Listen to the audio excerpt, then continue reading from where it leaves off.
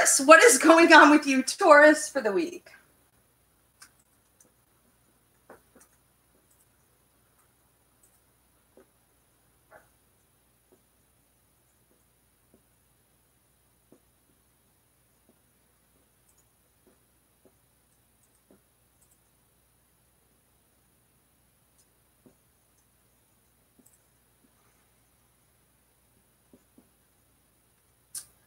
Okay.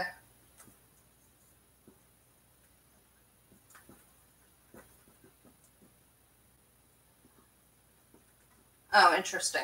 Okay. So on Sunday the 5th, there's talk of your spouse.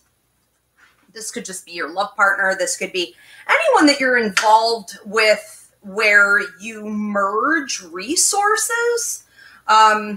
And for some of you, I felt that it was about you. And there's talk of the mental health and the mental well-being. So when we're talking about your mental health and we're talking about the mental health and well-being of someone very close in your circle, today what that's going to mean for April the 5th is that it's almost like you're trying to get an upper hand on it, or you're trying to say to somebody, you know, hey, it's okay.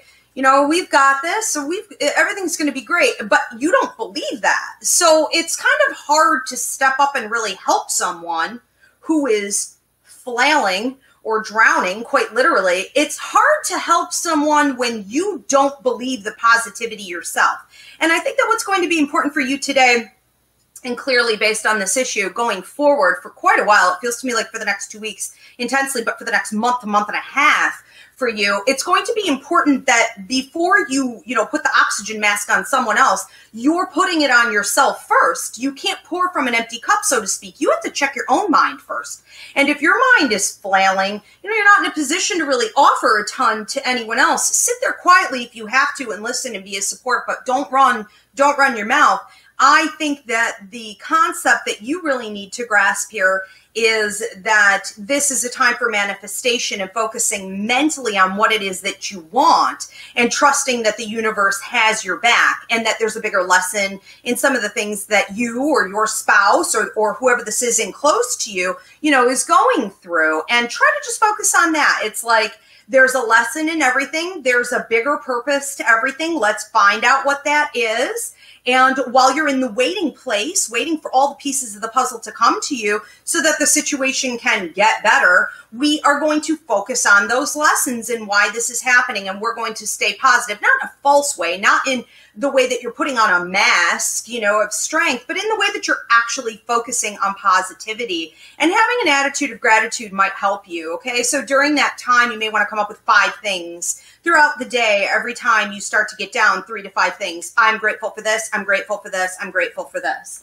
Okay, you stay solid. You can help others to stay solid. Monday the 6th, I'm hearing about older parents. So that doesn't have to be older. I think what Spirit is saying is that basically these are people that are older than you. So if we're talking about elderly, they could be related to you. They could not. You may find yourself in a position to need to care for them. You may find yourself in a position where they are possibly dealing with some transitions themselves that they're not very comfortable with, or new territory. And so you're coming in and you're bringing some peace and resolution to that situation. And I feel that you and possibly one other person may be the only ones who could really help, okay? So whether there are elderly around you in your neighborhood that you could help out more, or these are literally your parents or within your family, step up, reach out, and find out what you can do. Wednesday the 8th, I'm seeing needy children type, okay? So this to me felt like it could be work or money related, but it also felt like it could literally be your children. This could be anyone, though, who doesn't really step up to the plate. For some of you, I feel like this is going to be a spouse. Sometimes when you're with somebody who just doesn't know how to handle anything, themselves, they just tend to over ask. And You know, it reminds me of when I'm feeling sick. I can't, you know, and I like fake it. It's like, you know, poor Paul. Right. It's like, I can't do anything, you know, I can't even get a cup of water, you know. So, somebody is really requiring a lot more of you than what they actually need. And I actually get the sense that it's because, let's use the example of the boss. If this is a boss, I actually, get the impression that maybe they're panicking. Okay. For many of you that are teachers or educators, this could be someone within your school system, administration, a coworker who can't figure out the technology. I mean, it could be anybody but anyone who's just sort of flailing, you may have to go that day like, you know what, I'm putting this on mute. I'm putting myself on mute and I'm stepping away. I'm going to leave the computer system right here and I'm actually going to go in the other room, make a cup of tea, go hide in the bathroom for a while. I can't do this. So there has to be a limit as to how much, okay, you're willing to give attention to that situation, and they refer to them as being children.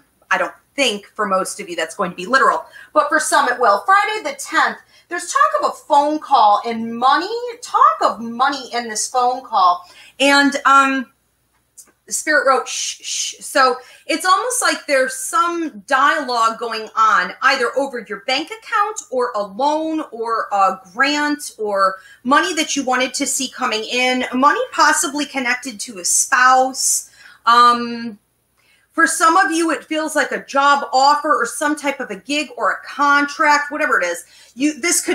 This one's going to span a little bit, okay, because it's a general message. So we're going to be looking at talk of the money over the phone. And it almost reminds me of a checking on an account or something like this. And it feels to me like what you're doing is really just sort of listening. And you're saying, you know what, I'm not really going to interact with this. I'm not going to make any decisions. I'm not going to necessarily sign on the dotted line. For those of you that have to, go ahead and do it. But for many of you who are unsure, hold off a bit. It's not true that this is your last opportunity. And listen, when they say shh, they're talking about shh, quiet yourself. Quiet the left side of your brain. Tune into the right side of your brain. This is where our intuitive intelligence is. Intuitive intelligence holds all of the answers, whether it be psychic or coming from spirit. Okay, mediumistic. So they're telling you what to do and they're telling you how it's going to work out, but you have to listen to that.